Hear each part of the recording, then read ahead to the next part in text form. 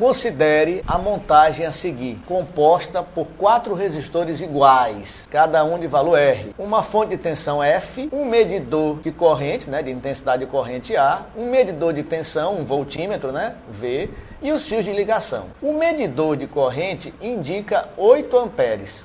Veja que o medidor de corrente, o amperímetro, ele é ligado em série ao circuito, e ele está colocado logo na saída da fonte, observe. Então ele já vai medir a intensidade de corrente total que circula nesse circuito. E o voltímetro está indicando uma diferença de potencial, uma DDP, em um dos resistores aí da associação, observe na figura, de 2 volts. O voltímetro conectado em paralelo a esse resistor, observe, em paralelo. Pode-se afirmar que a potência total dissipada,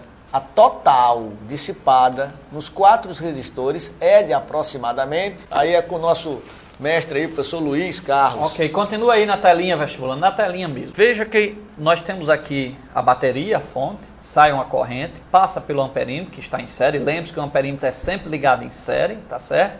O amperímetro é sempre ligado em série e ele tem sempre uma resistência menor possível, tá? No caso do amperímetro ideal, ele não possui resistência, tá certo? Então aqui a corrente vem, passa por esse amperímetro, chega aqui, ó, ela nesse ponto que a gente chama de nó, essa corrente elétrica vai se dividir aqui nesse ponto. Então a corrente sai da bateria, passa no amperímetro, chega aqui, ela vai se dividir. Parte passa por esse resistor, retornando, tá certo? E a outra parte vai passar aqui em série por esses 3 resistores e retorna à fonte. Então repetindo, a corrente total chega, encontra aqui um nó, se divide, tá certo? Parte dela passa por esse resistor R e retorna, a outra parte circula por esses 3 resistores e retorna. Ela não se divide aqui pelo voltímetro, porque o voltímetro ele é ligado em paralelo e também ele tem uma resistência altíssima, exatamente para a corrente não passar por ele, não dividir, a corrente passar só pelos resistores. Vai considerar ideal, né? O voltímetro ideal a gente teria uma resistência infinita, como a gente usa no livro, ok? Então, repare bem, vestibulando, tem aqui 3 resistores em série, esse, os 3 estão em série. Então, nós aprendemos que a tensão total em série é quem?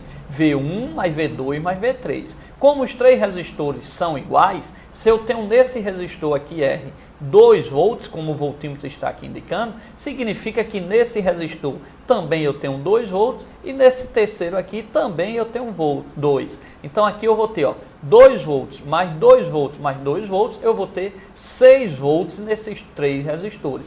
Lógico, esses 3 resistores, por associação de resistores, estão em paralelo com esse, então também aqui eu vou ter 6 volts. Ora, vestibulando, se a corrente é 8 e a tensão em paralelo é 6 volts, então a potência vai ser quanto? 8 vezes a tensão em paralelo, que é 6. 8 vezes 6, nós vamos ter aí 48 watts a potência. Então, potência é a corrente total que foi dada aqui no amperímetro, que está do lado da fonte, 8 vezes a tensão total que foi 6, tá certo? Então, 6 vezes 8. P é igual a V vezes I. Potência é tensão vezes a corrente. A corrente é 8. A tensão nós vimos que era 6, porque eu tenho 2, 2 e 2, 6. Em paralelo ela tem o mesmo valor, 6 aqui, é os 6 da fonte. Então, potência vai ser V vezes I. 6 vezes 8, nós teremos 48. Vamos lá, professor, para a questão. É verdade. Um circuito doméstico simples, ligado à rede de 110 volts e protegido por um fusível F de 15 amperes, está esquematizado a seguir.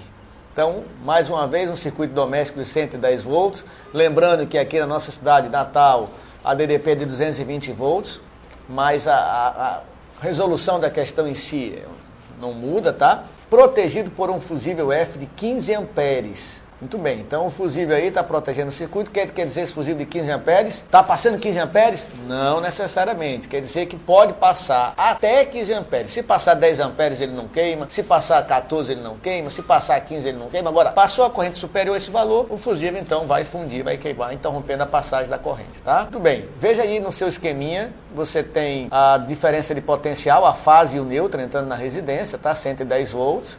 O fusível conectado aí à fase. Em seguida, você puxa o neutro e a fase para ligar uma lâmpada. Tem um interruptorzinho aí, ó, conectado à fase, esse interruptor. Importante que ele seja conectado à fase. Quando você desliga o interruptor, não chega mais os 120, os 110 volts na lâmpada, correto? Isso é uma medida de proteção. Nós temos aí uma tomadazinha ligada entre a fase e o neutro, também submetida a 110 volts. Sempre para a tomada vai a fase e o neutro, viu, Isso. vestibular? Não esqueça, quais são os fios que chegam na tomada? A fase neutra, ela está sempre lá à disposição para ser ligada. Nesse caso não há nenhum equipamento ligado, né, Luiz? Então não tem corrente passando Muito aí, bem. tá? Ótimo. E temos aí uma segunda tomada, onde nela está conectado um ferro de passar roupa, tá? Um ferro elétrico. Então veja que o ferro elétrico está conectado em paralelo com essa lâmpada aí. E também a tomada que está disponível, porém não está sendo usada, essa do meio, ela também está recebendo 110 volts e encontra-se em paralelo com os demais equipamentos. A diferença de potencial aí, então, 110. A potência máxima de um ferro de passar roupa, que pode ser ligado simultaneamente, quer dizer, ao mesmo tempo, com a lâmpada de 150 watts, sem que o fusível interrompa o circuito, é aproximadamente de... Então veja bem, caro vestibulando, nós temos um ferro de passar roupa de potência desconhecida, o ferro de passar roupa, a potência desconhecida, e a lâmpada é de 150 watts. Ele quer saber qual é a potência máxima desse ferro elétrico, que pode ser conectado, tem um ferro elétrico, qual é a maior potência que eu posso ter do ferro elétrico, conectada a essa tomada, ao mesmo tempo com a lâmpada, todos os dois em funcionamento, para que o fusível não venha queimar, não venha interromper a passagem da corrente, tá? Então olha a resolução aí com você. A potência máxima a ser fornecida pela rede devido à presença aí do fusível pode ser calculada por... Aí a potência, não podemos esquecer essa expressãozinha, DDP vezes corrente, né? Se a DDP fosse 220 volts, você ia colocar aí 220, no caso é 110. 110 vezes 15 amperes, que é a máxima corrente que pode circular por esse circuito sem que o fusível queime. Fazendo essa multiplicação, nós vamos encontrar uma potência total máxima de 1.650 watts. É o máximo de potência que pode ter lá em funcionamento no nosso circuito. Esse valor compreende a potência da lâmpada, que é de 150 watts, foi dado no enunciado, e a potência desconhecida máxima de um ferro de passar roupa que vai ser ligado em paralelo com a lâmpada. A potência desse ferro de passar roupa deve ser de um valor máximo que, somado a 150, deu total de 1.650 watts. Ora, fazendo então a potência máxima menos a da lâmpada, eu vou encontrar que a maior potência do ferro elétrico seria de 1.500 watts. Resposta certa, então, seria a nossa alternativa B. Não esquecer esse tipo de questãozinha aí, que ela, inclusive, é uma questão que você pode se ver no cotidiano, né, precisando. E é uma questão verídica, real, é assim que se faz mesmo na prática, tá bom? Ok, vestibulando. Lembrando também que em Natal nós utilizamos muito 220 volts, lá em São Paulo, no Rio, utilizamos 110 volts.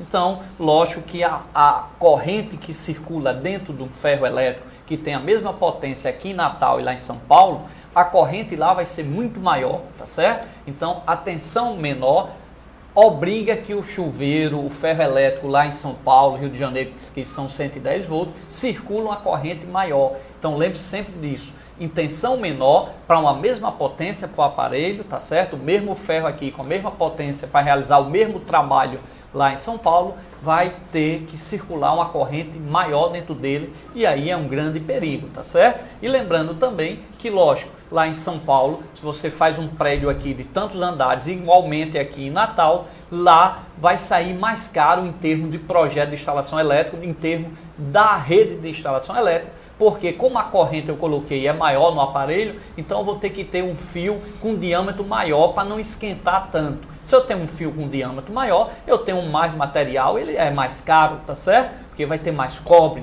ali, ok? Então, vai sair mais caro a instalação elétrica, não é difícil, igualmente aqui em Natal, seria mais econômico por a tensão ser 220 volts. Lá em Rio de Janeiro, São Paulo, a tensão 110 volts, nós vamos ter uma corrente maior e requer uns cabos mais grossos para diminuir o efeito Joule, por isso que lá leva mais material no edifício e termina assim sendo mais cara essa instalação. Não é isso, verdade. Professor? As tomadas vão ter que ser mais robustas, os interruptores também, então disjuntores de maior capacidade. Então tudo isso vai tornar o custo da instalação elétrica, na hora que você vai fazer a instalação elétrica, comprar a fiação, comprar o interruptor, comprar a tomada, então termina saindo termina saindo mais caro, né? Lembrando também que o vestibulando pensa, então lá é 110 volts, lá em São Paulo, lá na Bahia e tal, e aqui é 220 volts. isso vai interferir no consumo de energia do aparelho?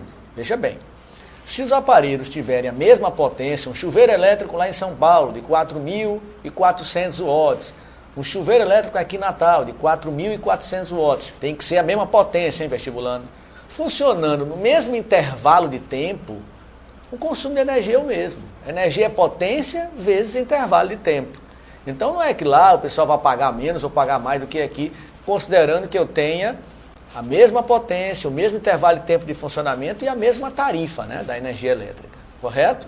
Então, 1 kWh sendo lá no meu preço daqui, potências iguais, intervalos de tempos iguais, o consumo de energia é o mesmo. Porém lá, potências iguais, repetindo o que o Luiz Carlos colocou, para você fixar bem isso, tensão é a metade, 110, aqui é 220. Mesma potência, lá a intensidade de corrente é o dobro da daqui.